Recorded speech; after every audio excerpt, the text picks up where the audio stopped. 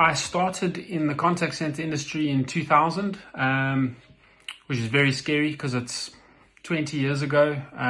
Funeral policies to people across South Africa. It was a tough job. It was outbound, cold calling, and trying to persuade people to part way with their hard-earned money to buy funeral cover. Yeah, hard job. Did it for 3 years. Loved it. Call on those experiences still today. I still believe it's one of the toughest jobs, working in the call center, but everyone's got to start there. My career has seen me move through the ranks. So I joined Fusion in 2004, which was kind of one of the first outsourcing call centers, or it was a captive, but an international. Team leader, then started running a department, then managing a campaign, setting up and managing your campaign, and then managing multiple campaigns. And my latest kind of career move has been to the UK with WNS, helping grow customer experience services within EMEA, and trying to push more business into South Africa. Tell everybody about it.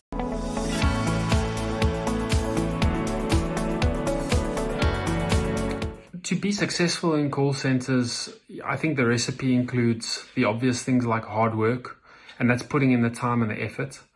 I think it's also around investing in yourself. And what I mean by that is, strive to be better at your job. So find out who's the best agent in the contact center and go listen to their calls, go talk to them. Who's the best team leader? Find out what they're doing, talk to their team members. Who's the best trainer? Find out what the ingredients are. So I think it's learning from others, but then also learning other disciplines. So go and spend time in those functions that support the call center and understand them all, because being an expert in one field's great, but understanding a little bit more is often more valuable. I found always important was to have a good mentor or somebody, with more experience than you, who you can confide in and have, development conversations in a very safe place, and you can bounce ideas off with somebody who's not in your direct, working environment. I find that to be a very, beneficial way of developing, and something I highly recommend.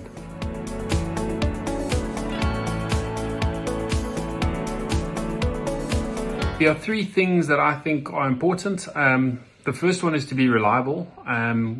That starts with the small stuff like coming to work on time, coming to work, people that can count on you. But also it becomes reliability is, getting the job done without being handheld, understanding and just carrying on with that. So that's reliability. I think the second piece is around being curious. The fourth industrial revolution, the world's changing, how businesses and people interact looks and feels different. So stay on top of that stuff, read up, ask questions, be curious to understand, stay at the front of the wave. And I think the last piece is just around customers, understanding that, in our industry, we exist because of customers. So, build strong relationships with them, be a trusted partner, be transparent, listen to them. All of those things are very important because, we often forget customers give their customers, their end customers, to BPOs to handle. So it's their livelihood. So we need to do a great job always.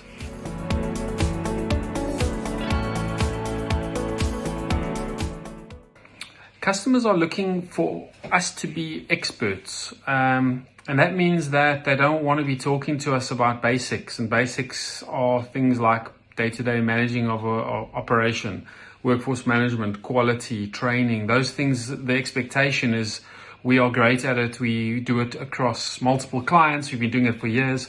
So they shouldn't have to talk about that. Those are the basics, and they're accepted as a given. So that's one. The other piece is around adding value. A contact center takes all the customer contact, right? So that's all the feedback that's coming about the business around what processes are working, what aren't, what's frustrating them. That information comes through, and there's an expectation that, we help improve those processes. We share feedback, insights, so that the business understands what the customers are saying and can improve it. And that's what they looked for a BPO to do.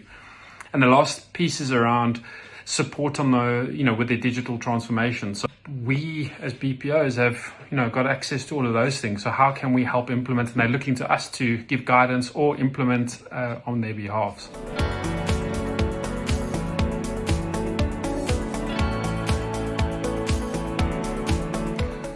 So the short answer is we're very well placed. The first is an abundance of talent. There are people that are capable, lots of them that are eager and passionate, well-spoken and great at offering customer service. So our people is our core kind of value add that we can, offer.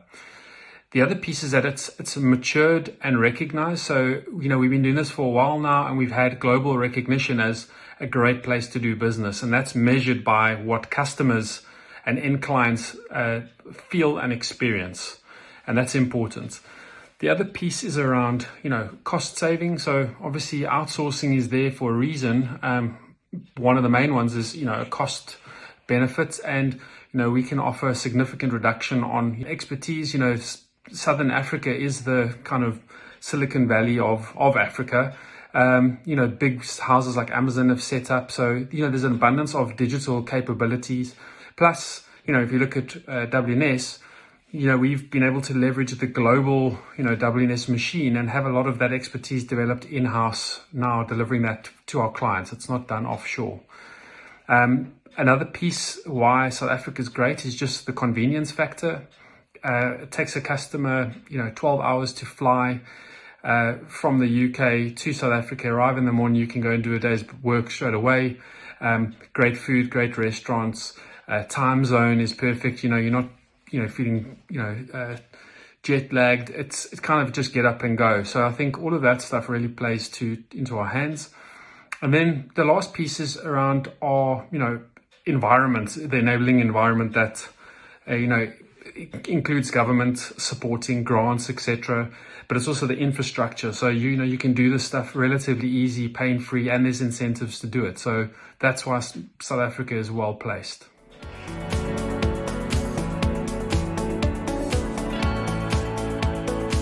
COVID has definitely benefited the outsourcing industry in the sense that, businesses are under cost pressure and they're looking at these kinds of options now.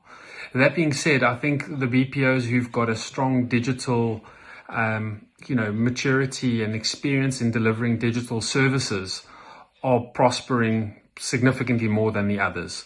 And that's simply by, customer behavior changing. So customers interact digitally now more than they ever have because of COVID. They buy online, they shop online, they're happy to, get groceries online where they didn't necessarily do that before. So it's changed that behavior or fast-tracked it. So, those companies who've got those channels available and can prove they've done it are doing really well and will continue to do that.